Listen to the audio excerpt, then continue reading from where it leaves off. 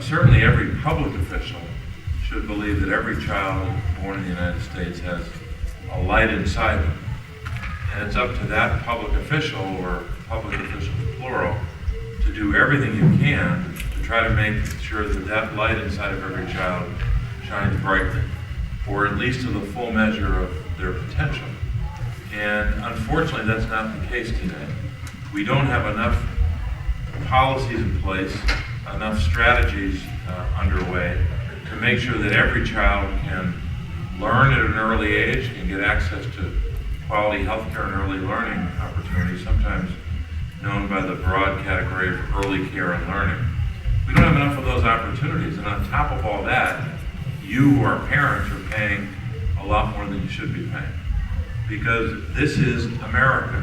We're supposed to be focused on the family. We're supposed to be helping children and their families move forward. And unfortunately in Washington, not nearly enough is done to meet that goal.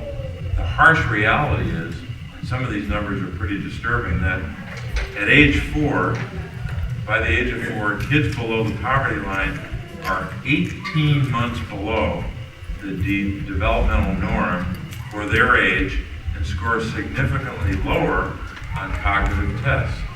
That's an indictment of our system.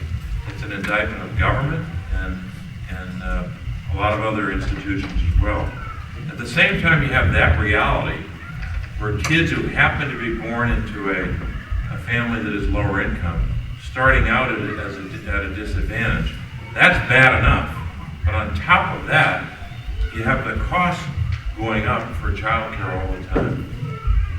By one estimate, up 25% in just the last 10 years. Few things in American life have gone up as high as the cost of child care.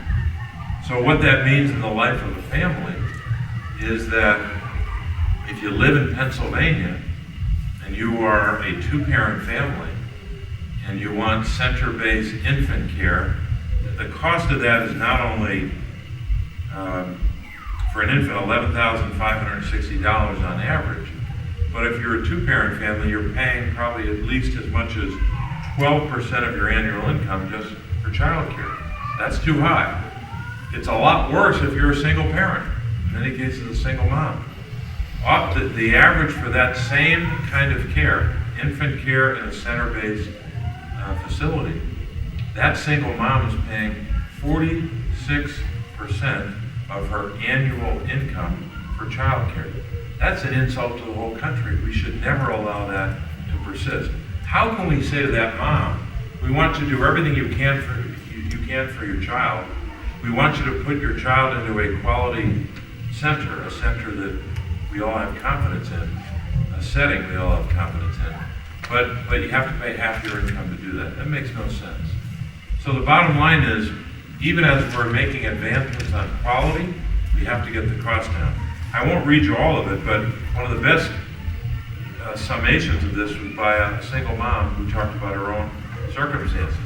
She talked about how she pays her mortgage, her utilities, and her child care first, and then hopes she has enough left over for health care, food, and other necessities. She should not have to make that choice. The other choice she's making, and here's how she summarizes it. Oftentimes, and she's talking from a middle class point of view, oftentimes we have to choose child care based off the price and not based off the quality of education. Based off the price, not the quality. That's also something we should not allow to persist. So what do we do about it? I can't just as a legislator talk about the problem and how bad it is. That's not doing your job. We got to try to advance policy. I'll give you 2. One is the blue paper. That's a piece of legislation that I'm working on with Senator Patty Murray, who started her career as a child advocate, as a preschool teacher. She has a bill that, and I'll just summarize it quickly. The first part of it is to get the cost down so that for most families who are lower income and even into the middle income families, they're only paying 7% of their annual income to child care, not 13% or 12%, and certainly not 46%. Trying to get that number down to 7. And in our state, that would mean families that are making 150% of poverty. What does that mean? Well, in Pennsylvania, 150% of the state median income. In Pennsylvania, if you look at median household income, it's just a little bit less than $57,000. So 57,000 is 100% of the median income, because that's what the standard is.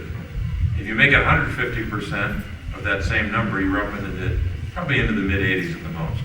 So roughly, and this would depend upon how the state implements it, where they draw the line, but as a rough estimate, if we pass this bill, if you were a family making $85,000 or less, roughly, you would have your child care costs capped at 7%. So it would never go above 7%. Now, if you're making less than the state median income, remember that's 57. Say you're making 40 or 45 or 39 or something like that. We believe this legislation would mean that you wouldn't be paying 7%, you'd be paying zero. And we should be helping those families because they got other costs. And as we tour Pennsylvania and talk to families, a lot of families say, I was better off not working than working. They want to work, and as soon as they work and their income goes up, the child care support is less. That makes no sense. So that's one bill. The last bill I'll talk about is a more technical bill, but it's a tax change. We have in law now a tax credit called the Child and Dependent Care Tax Credit. Not to be confused, as a lot of things are in Washington, not to be confused with the child tax credit, meaning the tax credit you have just for having a child. This is different. This is a tax credit to help you with child care, and also if you had a dependent care. That's why the word dependent is in the title. What we're trying to do with this tax credit is make it more generous so that families can afford the cost of child care. And this is especially helpful for middle-class families. Right now, you can get a credit, but that credit begins to lose its value once you hit only $15,000 of income. We want to raise that way up so that not only more low-income families can take advantage of it, but more middle-class families can benefit as well. So in both of these, but especially the second, we're trying to help lower-income working families as well as middle-income working families, because for too many, the cost is exorbitant, and I think you know that better than I.